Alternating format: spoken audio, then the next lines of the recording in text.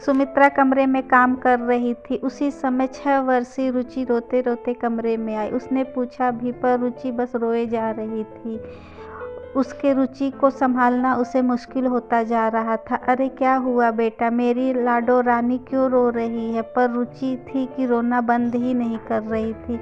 उसके पीछे पीछे उसका भाई जो 12 वर्ष का था वो भी पीछे पीछे आ गया। उसे देखा कर सुमित्रा ने पूछा, नमन क्या बात है, रुचि क्यों रो रही है? माँ सारी गलती इसी की है, जब पता है तो क्यों गई थी चाची के कमरे में? नमन का जवाब सुनकर रुचि रोते हुए चिल्लाकर बोली, मेरी क्या गलती है भैया, मैं तो खाना भी नहीं चाहती थी, पर अनुज ने अपने हाथों से बिस्कुट को खिलाया, बस चाची ने उसे चाटा मार दिया। रुचि की बात सुनकर नमन सुमित्रा की तरफ देखने लगा। सुमित्रा को समझते देर नहीं लगी कि बात क्या हुई होगी, पर रुचि तो अभी भी रोए जा रही थी। अपने पर्स से उसने पैसे ढूंढकर नमन को दिए और बिस्किट का पैकेट ले आने के लिए कहा। रुचि को देखकर जैसे तैसे चुप कराया, पर सुमित्रा के लिए अब सब कुछ आसानी ही होता जा रहा था। महज एक बिस्कुट के लिए उसकी बेटी को चाटा मारा जा रहा था। चलिए पहले हम आपको मिलवाते हैं सुमित्रा से। सुमित्रा संयुक्त परिवार की एक बड़ी बहू है, जहां सास ससुर सुमित्रा और उसके पति सूरज, देवर मोहन और देवरानी चंदा हैं, जो दोनों के बच्चे हैं, रुचि, आयु, अनुज और आनंद। एक ननद भी है जिसकी शादी हो चुकी है। ससुर जी के काम में रिटायरमेंट लेने के बाद घर का खर्च दोनों भाई मिलकर चलाते हैं, पर समस्या यह है कि सूरज की इतनी इनकम नहीं, जबकि मोहन एक अच्छा खासा काम करता है। सूरज की मदद के लिए सुमित्रा भी अपनी तरफ से कोशिश करती है। ज़्यादा पढ़ी लिखी ना होने के कारण साड़ी पीको फॉल का काम कर लेती है, पर इसके बावजूद भी पूर्ति नहीं होती है। क्यों एक्स्ट्रा खर्च, जैसे माता पिता की दवाइयाँ, बहन के ससुराल में कोई प्रोग्राम होना, मेहमानों की आवभगत के लिए खर्चे करना आदि सूरज और सुमित्रा को ही देखने पड़ते थे।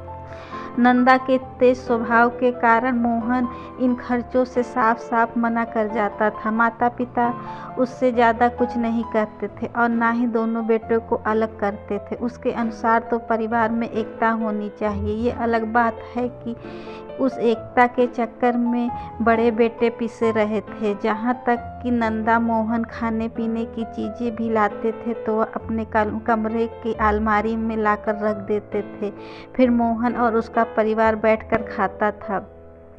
एक दो बार सुमित्रा ने कहा तो सासू माँ ने तर्क दिया कि हर माता पिता अपने बच्चे के लिए करते हैं, अगर वे लोग अपने बच्चे के लिए करते हैं तो इसमें गलत ही क्या है।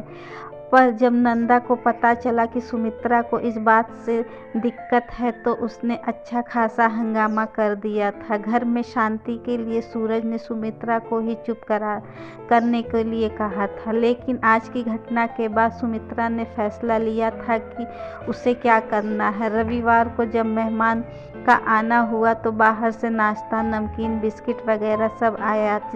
जितना मेहमानों को सर्व होना था सब सर्व करने के बाद सुमित्रा ने बाकी का सामान अपने कमरे में अलमारी में ले जाके रख दिया था। मेहमानों के जाने के बाद जब घर के लोग खाना खाने बैठे तो मोहन ने कहा, अरे वह नमकीन आई थी वह कहाँ है, जरा परोसो सही, पता नहीं कहाँ रखा है, पैकेट तो दिख ही नहीं रहा है। नंदा ने मुंह बनाते हुए कहा, वह पैकेट मैंने अपनी अलमारी में रख दिया है। सुमित्रा के इस जवाब से सबका ध्यान सुमित्रा की तरफ गया।